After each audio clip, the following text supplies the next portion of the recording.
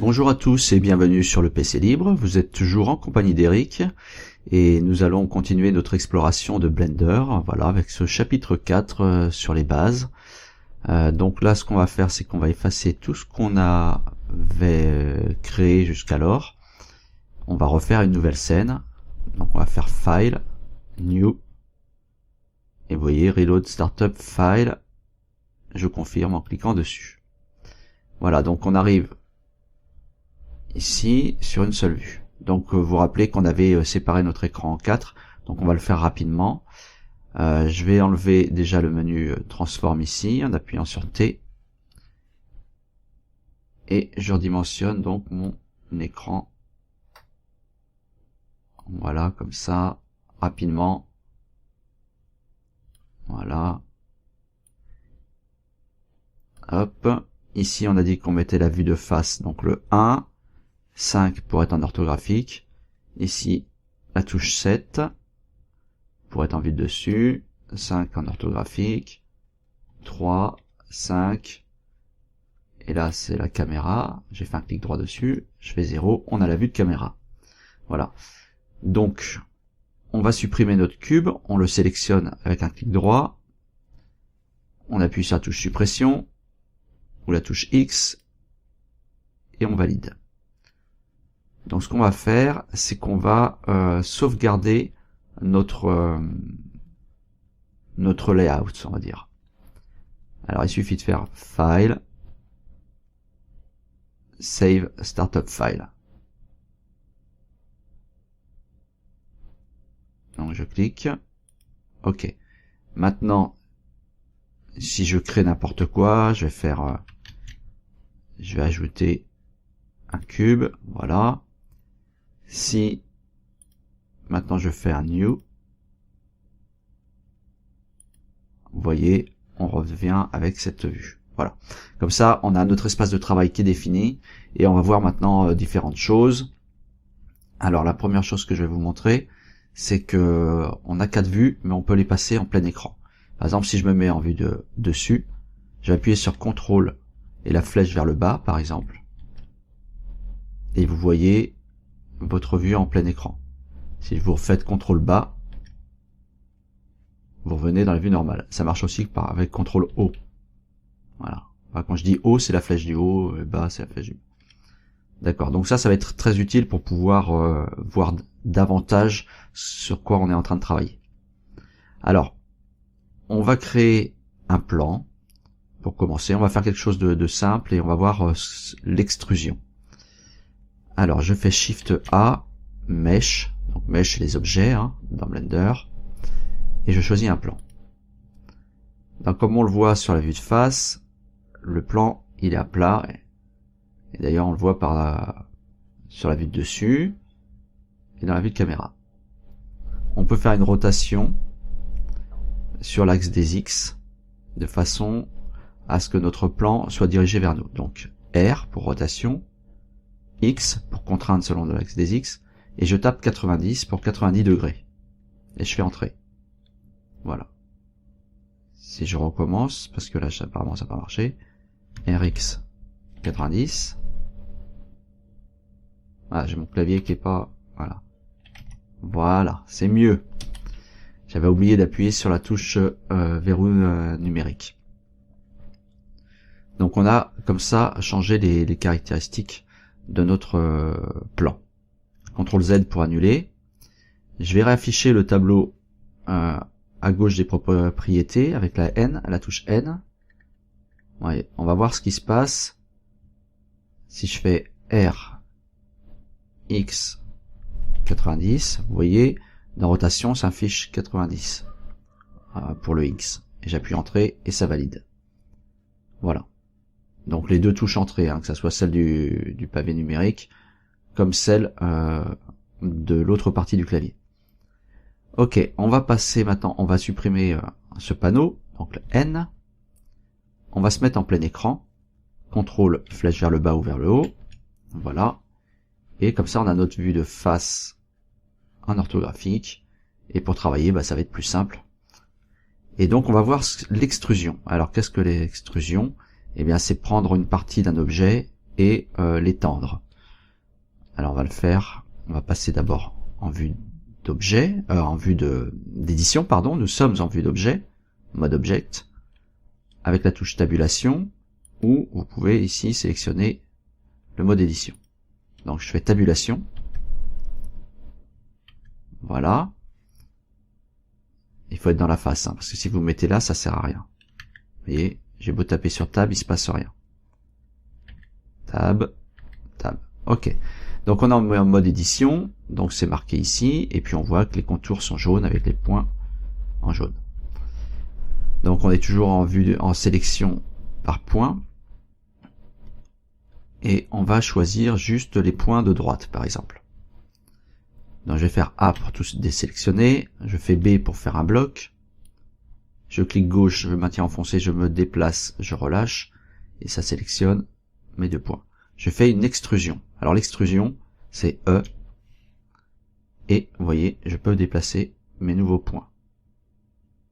Donc ça peut être pratique. Par exemple, après, vous pouvez bien sûr contraindre selon l'axe, X, ou Y, ou Z. Vous voyez. Donc nous, on va faire X.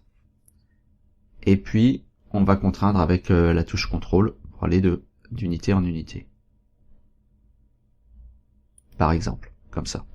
Ensuite, après, vous pouvez faire une rotation hein, sur ce que vous voulez. Donc ça, c'est l'extrusion. Donc c'est assez pratique. Et ça va nous permettre de faire pas mal de choses. Donc ça, on a vu simplement l'extrusion très simple. Maintenant, je vais supprimer tous les points qui ne m'intéressent pas pour l'exemple que je vais vous montrer. Donc je vais faire B, je choisis ces 2 points-là. Je vais faire X pour les supprimer. Je sélectionne vertice, je clique. Il me reste plus que les 2 points du bas.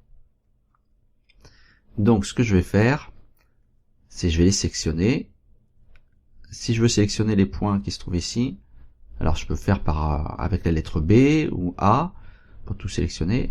Et j'ai aussi la touche L qui me permet de sélectionner ce qui est à proximité. Je déplace avec G, CTRL, et je vais me mettre par exemple ici. Alors vous voyez, je me décale du curseur parce que ce que je veux faire, c'est je veux faire une extrusion et après faire une rotation pour faire une espèce d'arc de cercle. Donc je fais l'extrusion, je fais E, je vais par exemple le déplacer vers le haut, je fais CTRL, comme ça, et si je fais une rotation maintenant, R, vous voyez, je le fais par rapport au centre de ma sélection. Je fais échappe, et on peut choisir un autre mode.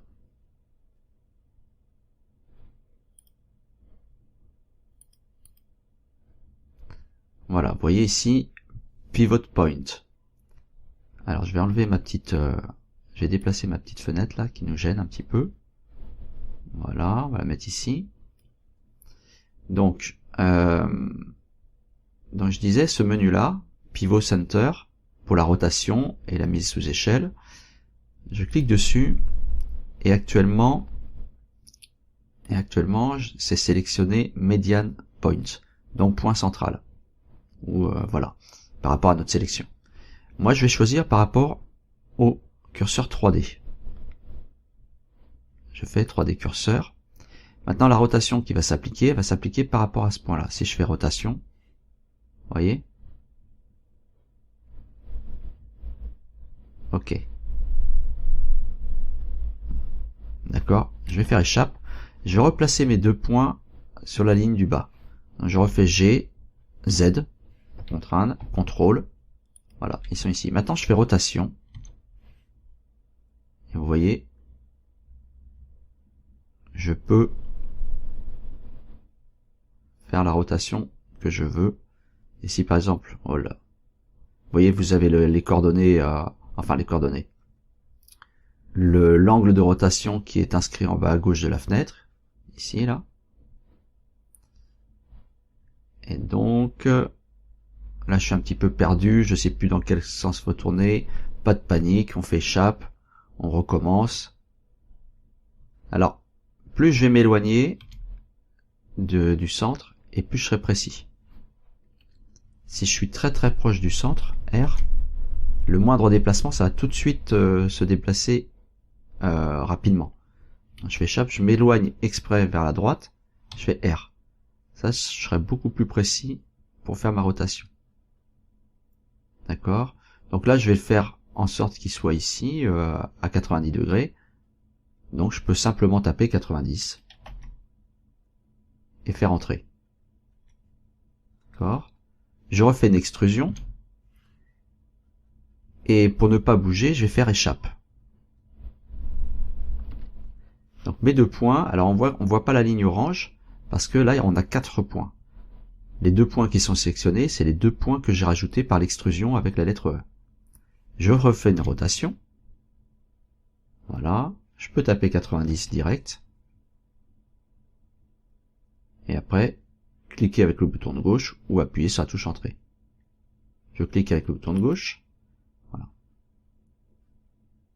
Donc ça fait voilà une espèce de petite forme triangulaire, on va dire. Je vais faire une extrusion vers le bas maintenant des 2 points. Je vais contraindre sur l'axe des Z. Appuyer sur la touche CTRL. Voilà. Et je vais faire la même chose pour ce segment-là. Je vais appuyer sur A pour tout désélectionner. Je vais me mettre à proximité de la ligne. Je tape sur la lettre L. Vous voyez, si je me mets, il choisit tout. Donc ça ne m'intéresse pas. Je fais A. Je vais faire par bloc. Ça permet en même temps d'expérimenter les choses. Je fais une extrusion en Z. CTRL. Tac, tac, tac, tac. Voilà. Maintenant, on va faire des coupes. Alors les coupes, c'est bien pratique. Ça s'appelle les edge loops. Ça permet de rajouter des points. Ou des segments. Voilà. Donc, par exemple, je vais faire une coupe ici. Je vais faire CTRL R. Et vous voyez, il y a une ligne rose qui s'affiche. Alors la ligne rose va dire qu'il va y avoir une coupe. Si je joue avec la molette de la souris, je peux rajouter autant de coupes que je veux. D'accord? Nous, on n'en veut qu'une, par exemple. On clique une fois avec le bouton de gauche. Et là, elle est mobile. Et donc, vous pouvez la déplacer. Si on ne veut pas la déplacer, vous faites échappe. Et comme ça, elle est fixée à l'endroit par défaut. C'est-à-dire au milieu. Ensuite, on peut déplacer cette ligne. Je fais G. Je vais contraindre avec la touche CTRL. Vous voyez, je peux donner un effet un peu plus arrondi à ma forme. J'ai fait alors la même chose de l'autre côté. Donc je rappelle, pour faire un edge loop, on fait CTRL R. On clique une fois en ayant pris soin de sélectionner le nombre de coupes avec la molette. Je clique une fois, je fais échappe. Je fais G.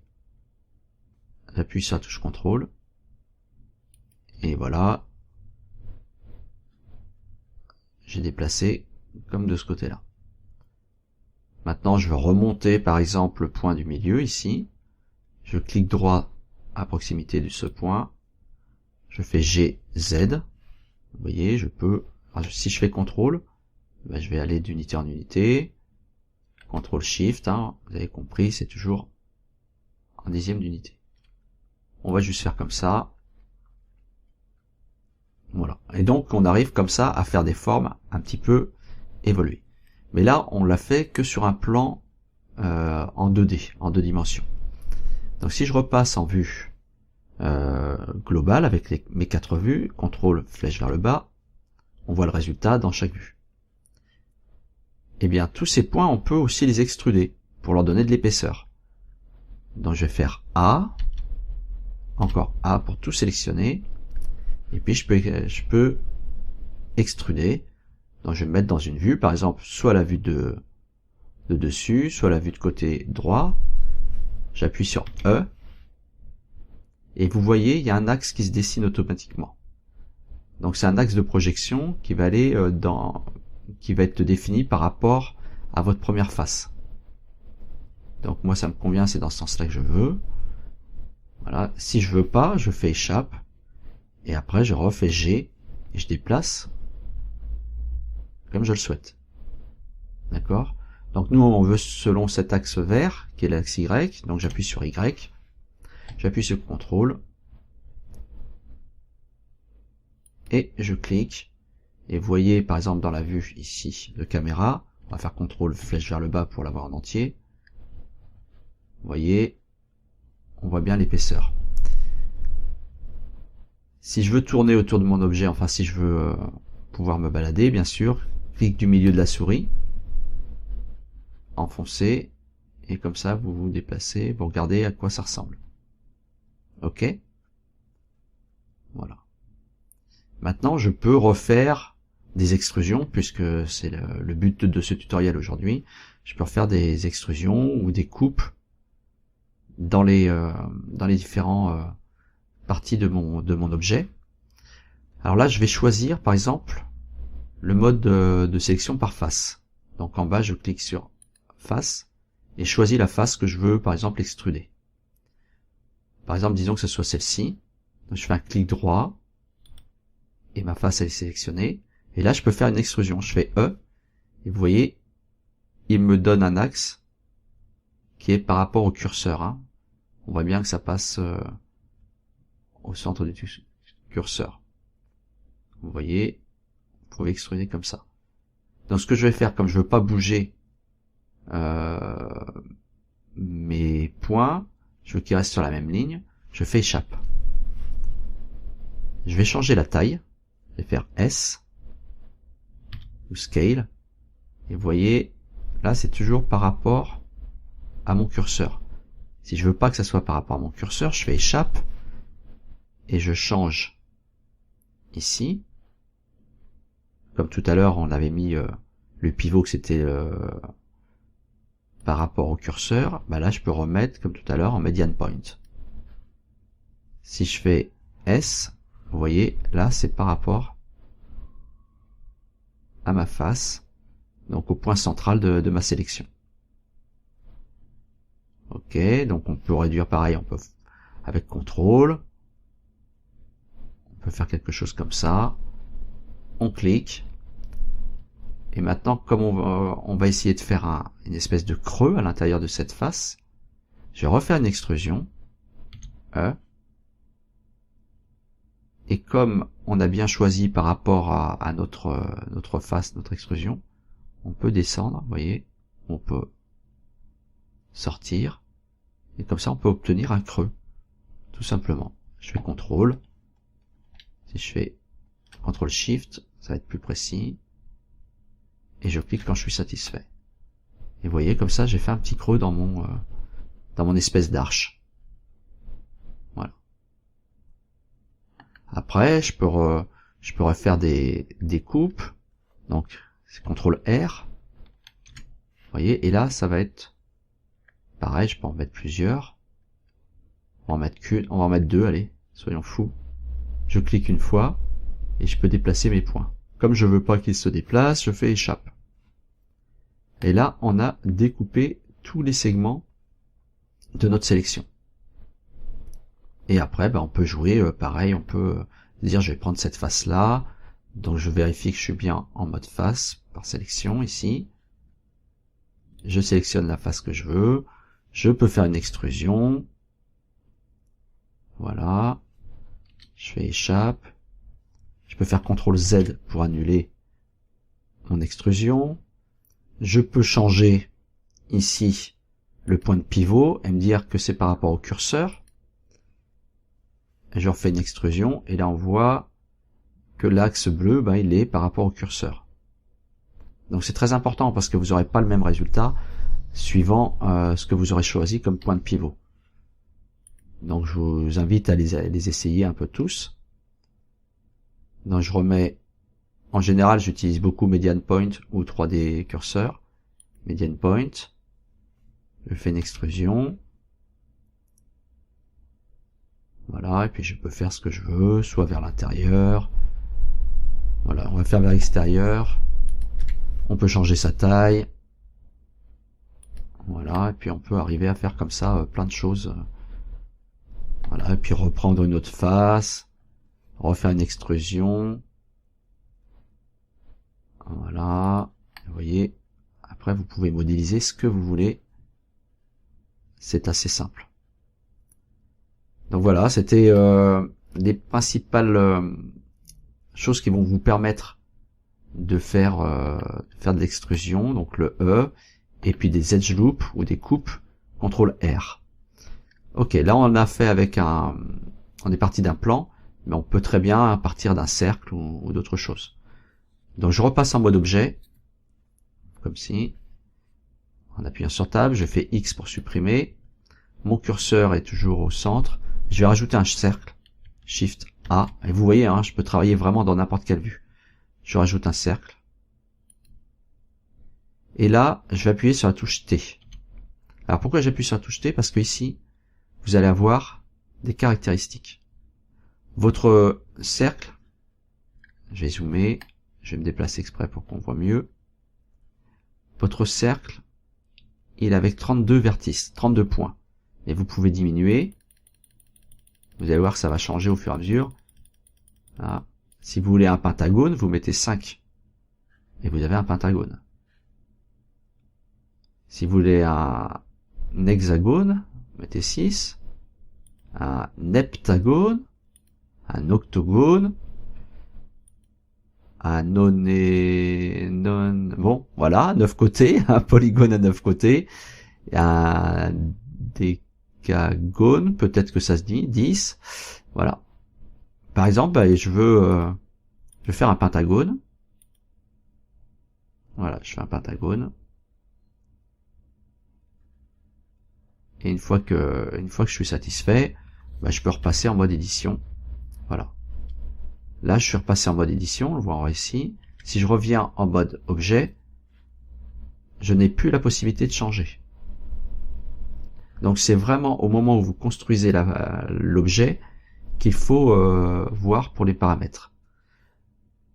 Je vous remontre, je rajoute un cercle, Shift A, Mesh, si ça veut bien, un cercle. Vous voyez, il va me refaire la même chose. Mais je peux en faire un plus grand.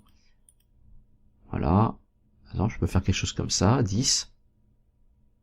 Ok. Faire 15. Voilà, ça va s'inscrire. Voilà, par exemple, je vais faire 15. Et je fais entrer. Si je fais entrer, vous voyez, ça augmente aussi.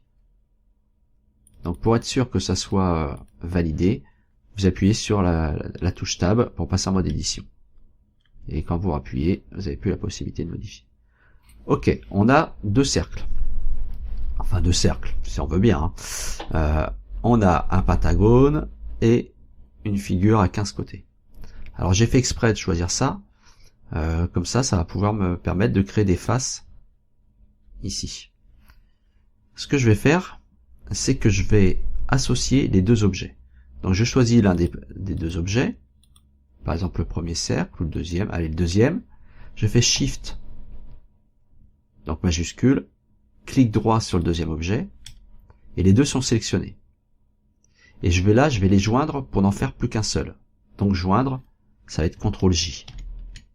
Voilà. Là, on a joint nos objets. Mais il n'y a pas de face. Là, je suis repassé, on voit, c'est vide. On peut voir aussi en appuyant sur la touche Z, on voit pas de zone colorée, donc notre objet n'a pas de face. Alors, je repasse en mode édition. J'y étais déjà, donc on y retourne. Donc là, on va repasser en mode vue par point. Alors ce qui s'est passé, c'est que nous avons des points ici qui appartiennent aussi bien au premier cercle qu'au deuxième cercle du départ. Donc je vais avoir des points en double. Donc ce que je vais faire, c'est que je vais sélectionner tous mes points, je fais A, je refais A, et ici dans les menus de transform, je vais avoir quelque chose qui s'appelle Remove Doubles. Ça va me permettre d'enlever les points en double. Ça peut être pratique, et ça va s'inscrire ici en haut. Donc, je fais remove doubles. Et là, vous voyez écrit, il a supprimé 5 points. Forcément, on avait 2 points là, 2 points là, 2 points là, 2 points là et 2 points là. On en avait 10. Il fallait bien en supprimer 5. Donc maintenant, on est sûr qu'on n'a plus de points en trop. Et ça, c'est très important parce que quand on va constituer des faces, si vous avez 2 points ici, vous risquez de pas prendre le bon pour faire la face. Donc, quand vous faites ce genre de choses, de manipulation, pensez à supprimer les doubles. Ici, remove double. Après, je vais constituer des faces. Je vais sélectionner les points qui vont me permettre de faire des faces. Par exemple ici. Clic droit, shift, clic droit. Voilà.